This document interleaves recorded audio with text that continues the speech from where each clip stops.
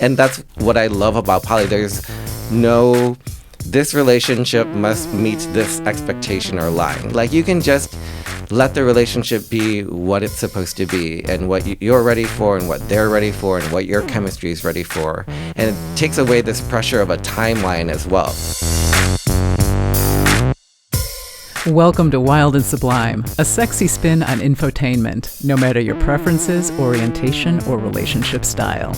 Based on the popular live Chicago show, I chat about sex and relationships with citizens from the world of sex positivity and comedy. You'll hear meaningful conversations, dialogues that go deeper, and information that can help you become more free in your sexual expression. I'm sex educator and intimacy coach, Karen Yates. Our monthly Patreon supporters pay for a large part of our operating expenses. Their contributions from $5 on up help us big time. Plus, members get discounts on show tickets and merch, and receive Wild and Sublime news before anyone else, and more. Interested in helping us spread the message of sex positivity? Go to patreon.com/wild and sublime.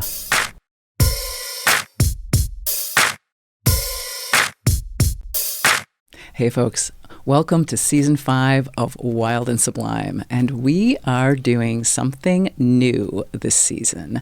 This season will be all interviews with comedians about sex, thus the subtitle, Sex with Comedians. And we are now part of the Lincoln Lodge podcast network. Lincoln Lodge is the longest-running independent comedy showcase in the nation here in Chicago, and we are in their studio right now. I am so excited. I mean, it's so professional. As someone who has been basically producing the podcast from my living room with my computer and my little microphone, to actually be in a studio with producer Christine Ferrara and my guest Archy Jamjun, looking at everyone, like, this is like crazy. I mean, I know people do this all the time, but for me, this is a big step up. Okay, so why is Wild and Sublime with Lincoln Lodge? Why are we moving in this direction?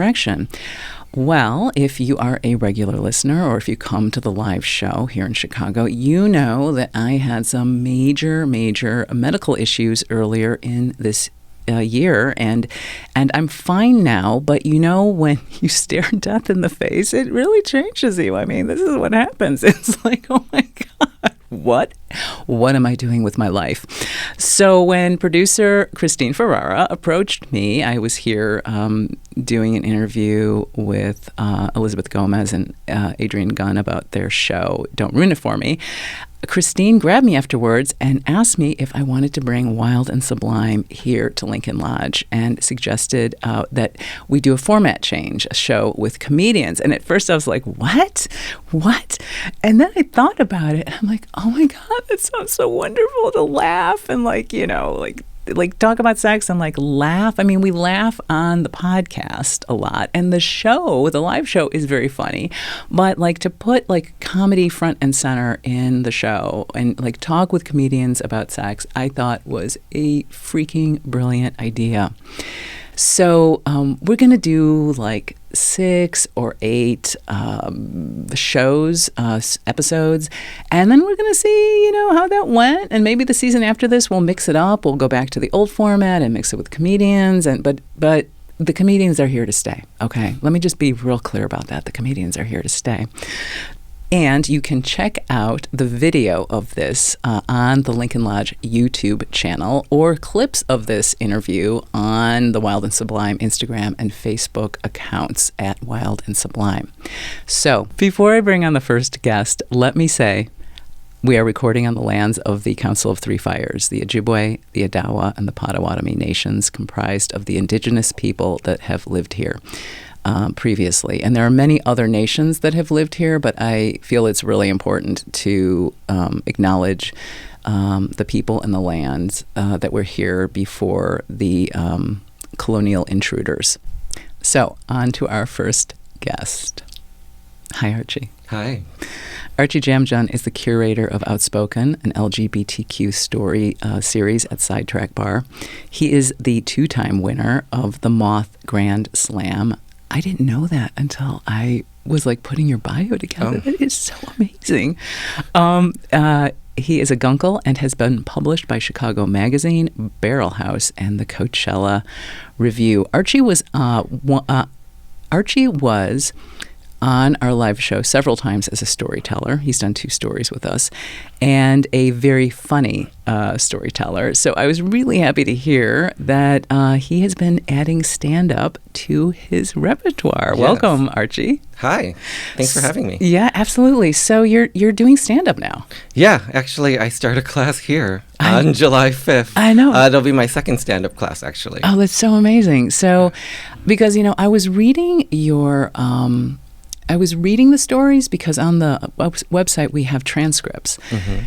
And I was just really struck. I mean, you are an incredibly funny storyteller, but when I was actually reading the transcript, I'm like, oh my God, this is just so tight. It's so packed with comedy. So how is it crafting a story and then moving to stand-up? I'm really excited to do stand-up because I think naturally my stories, I can only be funny. Like, I have to process everything through humor. Yeah. It's one of the tricks of storytelling. I need that constant feedback when I'm storytelling of people laughing a lot. So I always wanted to try stand-up, but I didn't want to get up on a stand-up stage and tell a full story, even though I know there are funny parts. But I just wanted to learn how to stand up there and talk and be funny and punch. So do you find it a little more, do you like it better? I don't know that I like it better. I like them in different. The first time I did stand up at our graduation show, I really felt like, all right, this feels really good. Like, I really, really enjoyed it because I didn't have to stick to my script as much, and I can go off a little bit more. Right. So that's what I really, really enjoy about stand-up. I am scared of stand-up audiences more than I am scared of storytelling audiences, though. Yeah, they're a little harder. Yeah, storytelling people just want to love you. Stand-up's like dance, monkey dance.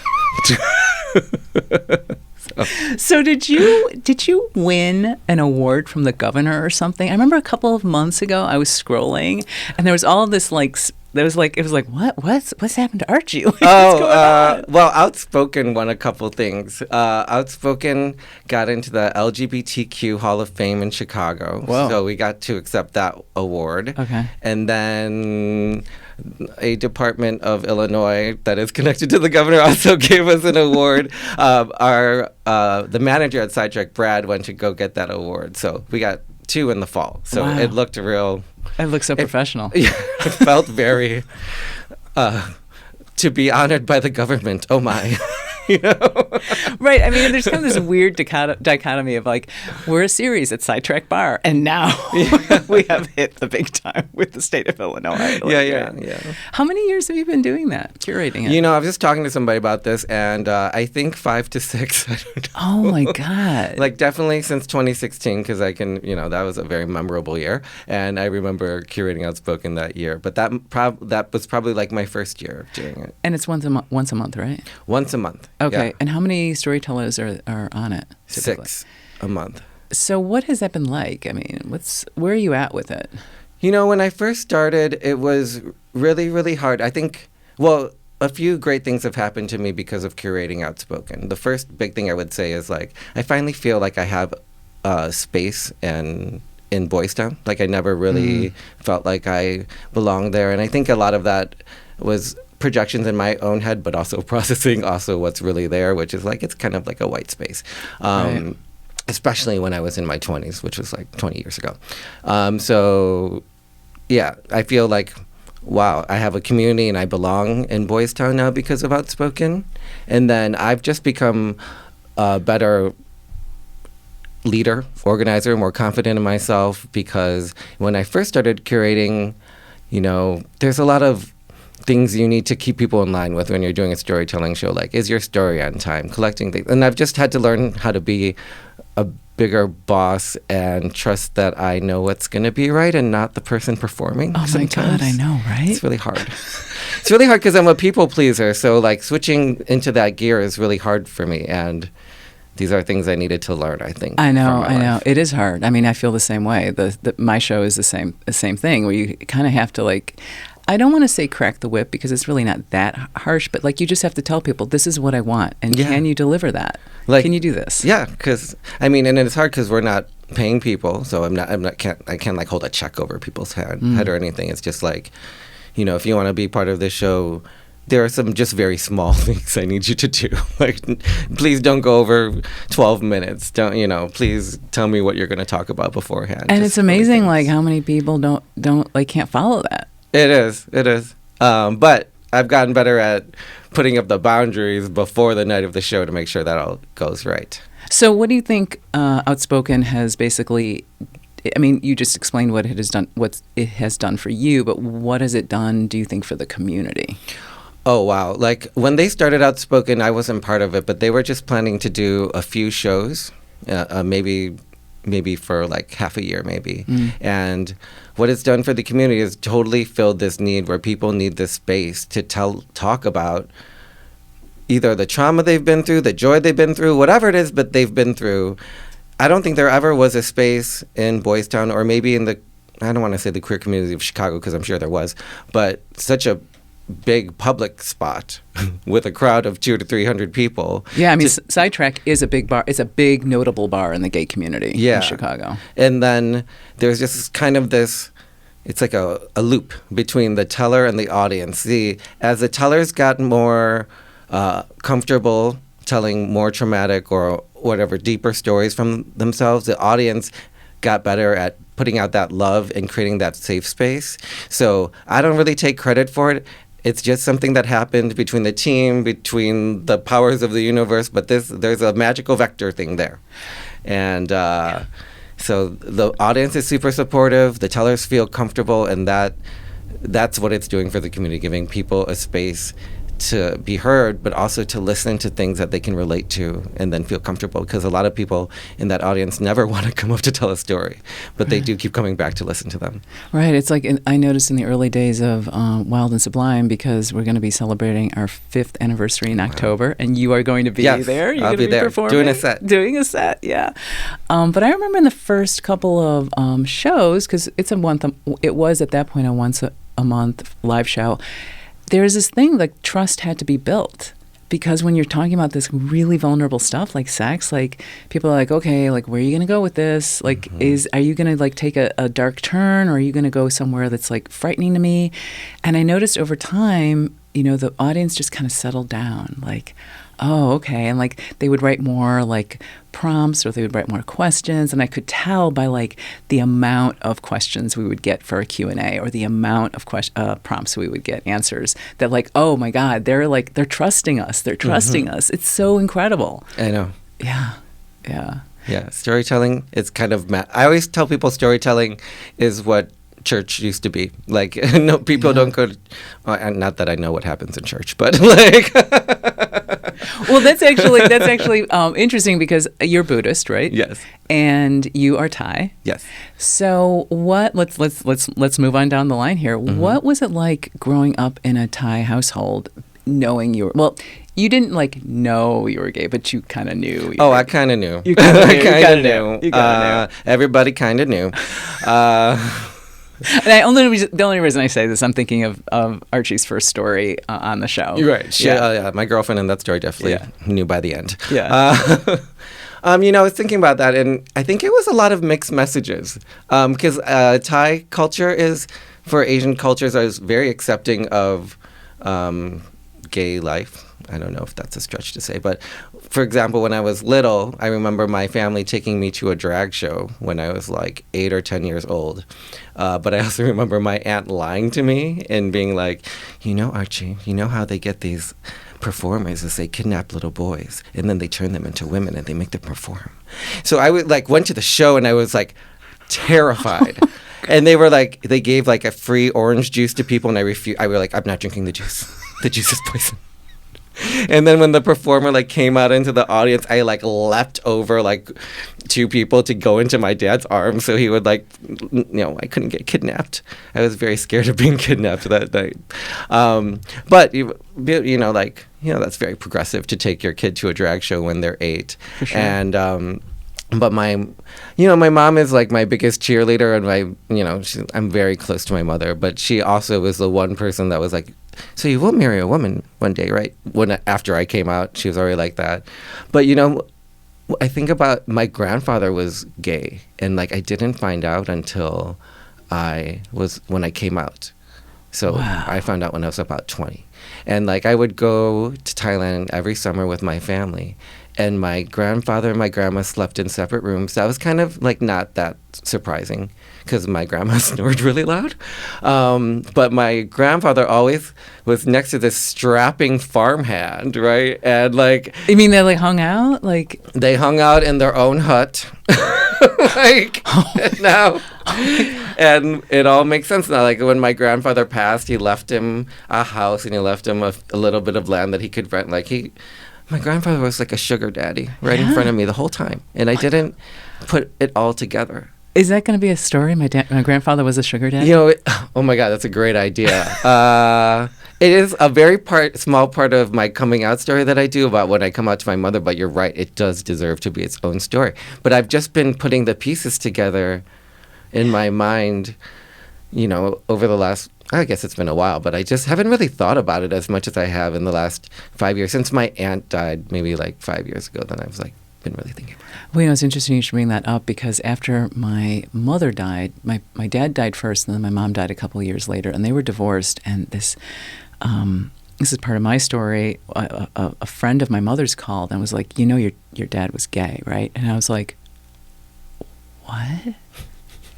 like it was like I knew I didn't know. You know what I mean? And then what I realized later is that he was bisexual, right? Do you know what I mean? He was bisexual, but like you start like the memory, you start sifting through memory, and like these little shards of memory will start just sort of dropping in, like, so like And like I remember the feeling of confusion of like being in Thailand and seeing my like, what's going on?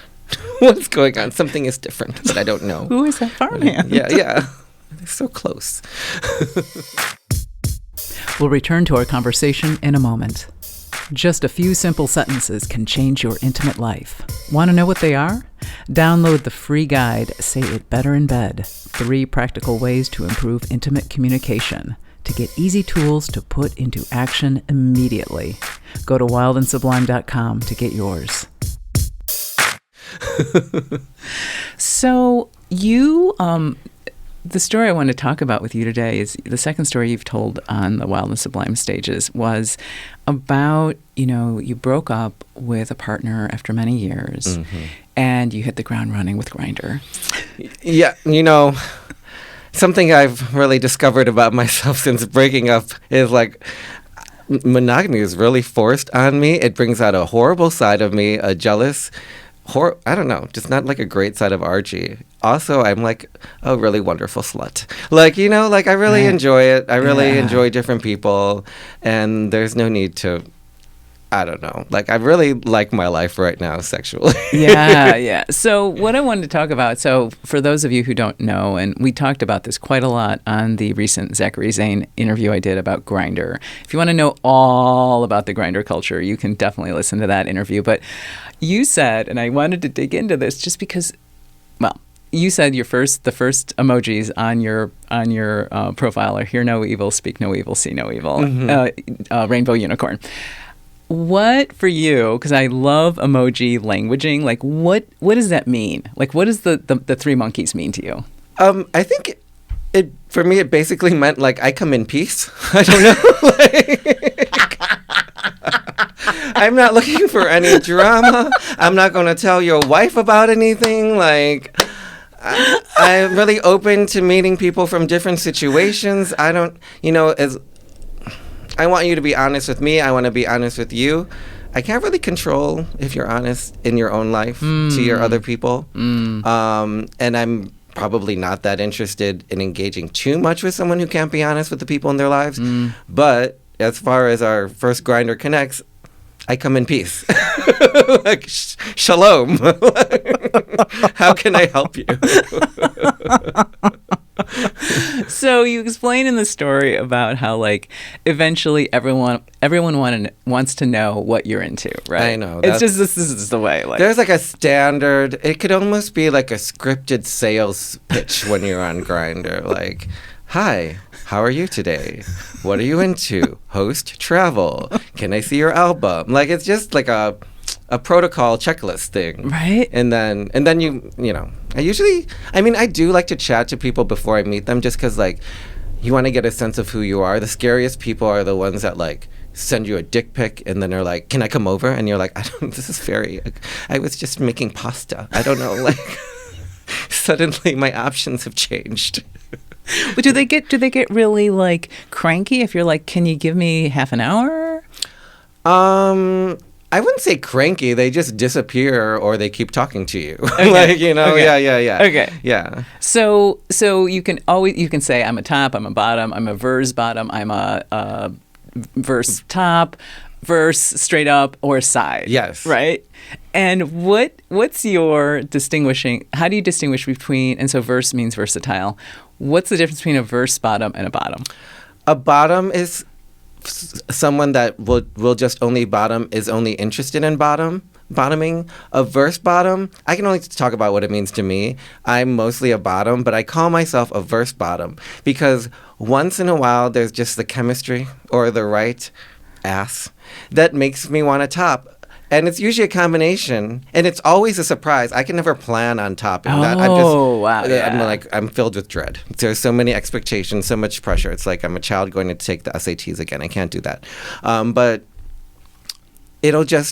I'll meet someone, and if my dick says yes, then it's on. Yeah. Then that can happen, but I just never know until I meet the person. And it may not happen again the next session. It's just very in the moment. I'm trying to grow the top spirit in me, but honestly, I don't think that spirit is that large.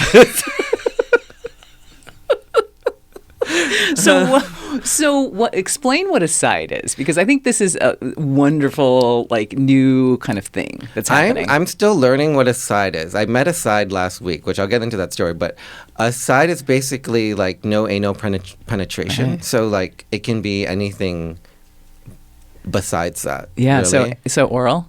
Oral frottage. Frottage. Oh my God, I was saying frotag. No, do you know what the people, like, I've seen frottage, but it's frottage. Frottage. Frottage. It's French. It's a rub. It means rub in French. Yes. So I met a guy last week. He was so hot. He was like 6'4", half black, half white, blonde dreads, blue eyes, dark skin. And he just wanted to frottage. And like, he told me he was a side, and I thought that meant, in my head it meant everything but penetration. So when I went to try to give him head, he was like, no. And I was like, okay, I was still, there's still plenty to do. It's fine. But yeah, I was expanding my definition. Oh, wow. So he didn't even want to do oral. He did let me lick his balls. What a prize. But not his dick. But not his dick. Wow. Okay. And I think it was, I don't know. It could be what you're comfortable with. Sure. It could be your level of like coming outness. Yeah. And what you're willing to. It could be any reason. Right. What your rules with your partner are. Did you see the Michael Henry video on being a side? Did you see this? Oh, I gotta show it to you after. I'll drop a link in the note. But I'm actually most interested in siding because it can happen so quick. I'm like, oh, I don't have to prep. Wonderful. Right. Come on over. Like, we could do this in 10, 15 minutes. Well, you can be over soon. Right. And like, so what I found out from this video is like, there's like 25% of gay men identify as a side. Oh, wow. It's like a lot bigger number than you would think. And I was like looking at the comments in the YouTube video, and I was expecting some horrible comments like there are, and people were like, "Oh my God, this is such an amazing like step forward in gay evolution." Like the fact that Grindr finally added it in their list of identifying characteristics. It's like the Webster's Dictionary Grindr. Like if it's on Grindr, it's official now. Right. So yeah. I don't know. Like, do you think for yourself? For myself, it could never be my complete definition because I want to bottom and I want that penetration. But I think meeting sides is like a great time. Like there's so much to do. There's so much fun. There are oral things that I really enjoy doing that most sides are into. Yeah. So it's not a problem for me at all. Like, Yeah. party. Like, Yeah. yeah. So when you mentioned earlier that you were, loving polyamory, like, and that you found yourself more jealous when you were monogamous, that really struck me. And so, like, what does your poly life look like? Has it expanded? Is it hookups? Is it do you have multiple, like, emotional relationships? Like, how does this look? I have two main emotional relationships, I would say. I have, like, someone that I almost call him, like, my romantic friend, because it almost, like, sexually we don't really, like, do too much anymore, but we have, like, a romantic friendship, and so there's that. I'm also, like, casually dating someone who actually introduced the whole idea of poly to me, who is a big fan of yours, actually. And so we have, I have, like, some feelings for him, but I always am getting, of course an anonymous hookup can be fun or whatever, but I actually I like to get to know people. I like to consistency. Yeah, I'm a big fan of consistency. Yeah, like I always joke I was, like, in a Grindr marriage from, like, December to March, because it was, like, the same person for 5 months, and, like, that doesn't always happen, and, like, I got to know, on a scale of 1 to 10, I got to know him, I'd say, like, to, like, a 4 or 5 level, and that was what worked. And that's what I love about poly. There's no, this relationship must meet this expectation or line. Like, you can just let the relationship be what it's supposed to be, and what you're ready for, and what they're ready for, and what your chemistry is ready for. And it takes away this pressure of a timeline as well, right? Like, oh, I've been dating this person for 3 months. We must be right. The escalator. Done. The escalator. Like, yeah. The escalator, yeah. The escalator can go up and down. Right. It does. It does sound like you're almost a relationship anarchist, which is like. I love that. Yeah. That sounds so rebellious of me. It's like really, like, not putting labels on anything, any relationship. So when you talked about your romantic relationship that might not be quite sexual anymore, it's like, but it still holds up. It's like everything is equal. Like, your friends have as much status as your lovers. Because sometimes when people get into relationships, the lovers are prioritized and the friends, like, but it's really just kind of putting everyone on the same plane. Yeah, I just, after that 8 years of monogamy and how focused I was on one person, I may see that again in my life in another decade or so, but just, like, right now, I just can't imagine that, being so close to one person. Yeah. I mean, do you think, and I'm asking this kind of from a personal perspective as well, do you think that you're, like, fleeing that relationship? Because I know it was, like, an ugly breakup, right? I heard the story about it. Like, this funny storytellers leave trails of their lives online, right? Yeah, I know, God. Right. But like, do you feel? Sometimes I feel like my exploration of poly came after some relationships broke up, and I'm like, I really do not want to be back in this space. Like, I need to explore. Like, what for you is poly exploration first and foremost, or do you feel deep in your soul you are polyamorous? I think it definitely started because I was scared to ever be that close to someone again. But that's the reason it started, right? Like, I didn't want to commit to anyone. When I would date somebody, kind of like after the third date, I would find my feelings like disappeared. Like, I was unable to get a lot of emotional depth for anybody. But now I just kind of feel like this is how I want to live my life, or, like, this is what is making me happiest, or this is the best way to get to know people. That's how I actually feel. But what I love about poly is, like, it gives you room to change your mind later. Yeah. Maybe I will be ready for something more serious, but, like, I don't know. I just, like, I think echo the same thing. It leaves you the space to explore. Yeah. Yeah. And like not putting these immediate constraints on. Mm-hmm. Because like some people, I know people who are like sort of, to be honest, anti-poly are like, well, can't you just call this dating around? And I'm like, no, it's not dating around because you can actually enter a room with like 3 of your partners and they're all like chill. Like that's the difference. That's the difference really for me. Yeah, I don't know that I'm quite there. I had this discussion with someone that one of my polys. I forget the terms that we call each other. Yeah, your partner. And like, I guess like I don't have to know about his other lovers, right? Like we don't talk about it that much.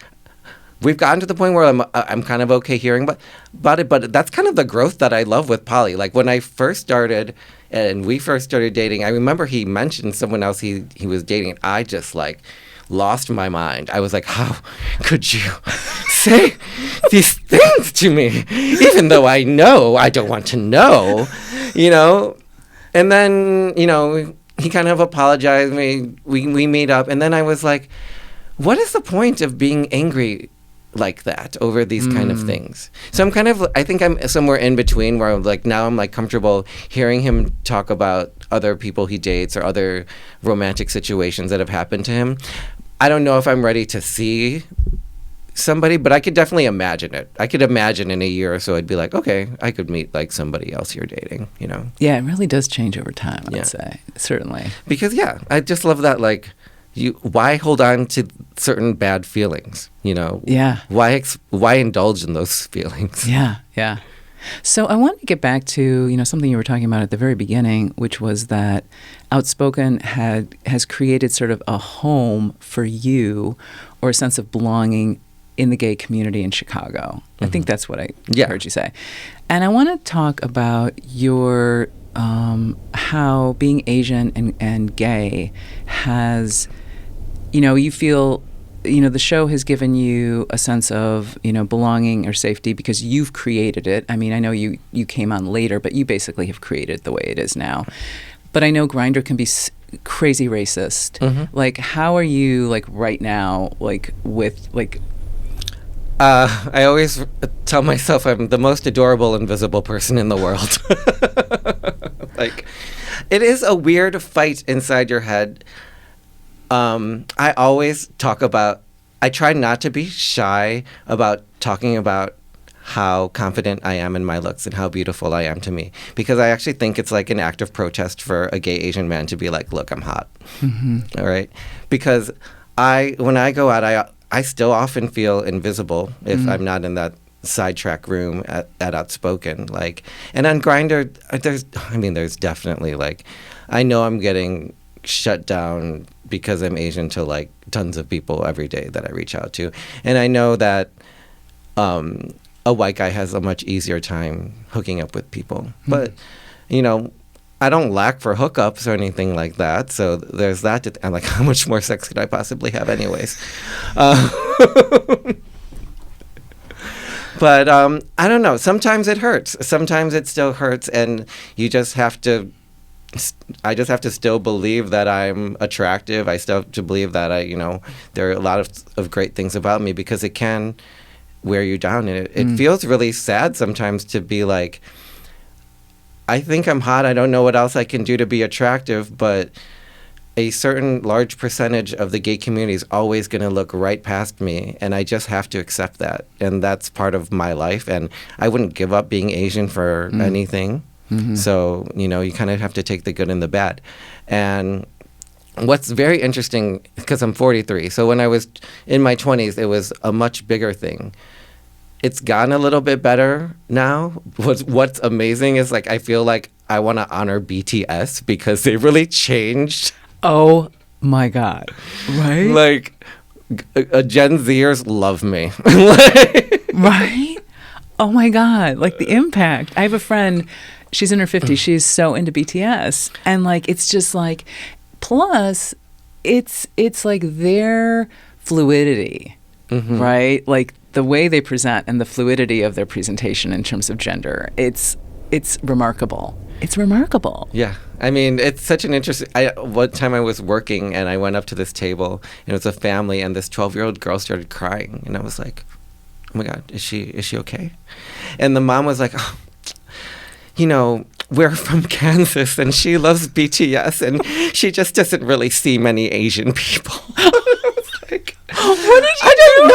I'm like, I think I was like 38 at the time, and I'm like, okay, I only can take the positive from this because, like, great, you think I look like a 21-year-old K-pop star? Wonderful. Like, I'm going to take that as a win, even though this is slightly racist. Or racist. Yeah, racist. It's just racist. But, what are you going to do? Oh, my God. You got to take the good. Oh, my God. Look, it's better than someone saying, you're so cute.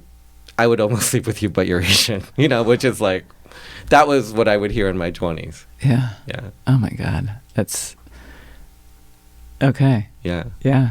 I mean, and it's like, I don't know why you felt the need to say that. You can just pass. Yeah. Anything else you want to say?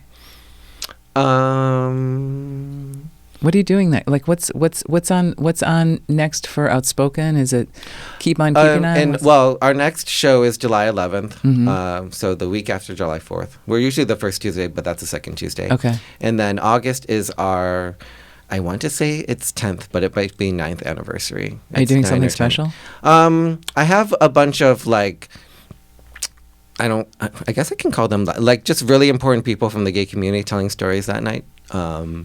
So that'll be really great. And then I'm very excited because this is my last week of full-time work.